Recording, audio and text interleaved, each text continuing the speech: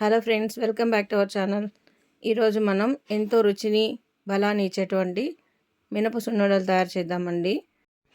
దానికోసం నేను ఒక కప్పు పొట్టు మినపప్పును తీసుకున్నాను. మామూలు మినపప్పు కూడా తీసుకోవచ్చు, కానీ పొట్టు మినపప్పుతో చేస్తే చాలా టేస్టీగా వస్తాయి.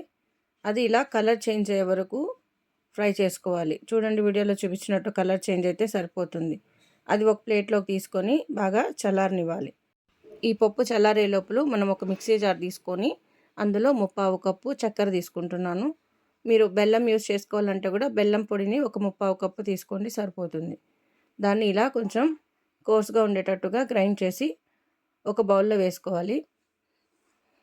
ఇప్పుడు పప్పు చల్లారిపోయింది కదా, అది కూడా మిక్సీ జార్లోకి తీసుకొని మరీ మెత్తగా కాకుండా అలానే బరగ్గా కాకుండా మధ్య రకంగా చేసుకోవాలి. చూడండి, ఇట్లా కొంచెం బరగ్గా ఉంటే సరిపోతుంది.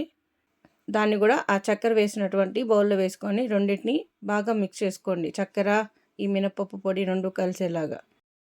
ఇప్పుడు అందులో కరగబెట్టిన నెయ్యిని కొంచెం కొంచెంగా వేసుకొని మిక్స్ చేసుకుంటూ ఉండలు చేసుకోవాలి. 1 కప్పు మినపప్పుకి 1/4 కప్పు నెయ్యి పడుతుంది. చూడండి, ఈ విధంగా చిన్న చిన్న ఉండలు చేసుకున్నాను. మీరు పెద్దవిగా చుట్టుకోవాలంటే కూడా పెద్దవిగా చుట్టుకోవచ్చు. ఈ వీడియో మీకు నచ్చినట్లయితే లైక్ చేయండి, షేర్ చేయండి. ఇలాంటి మరిన్ని వీడియోల కోసం సబ్స్క్రైబ్ చేసుకోండి. Thanks for watching.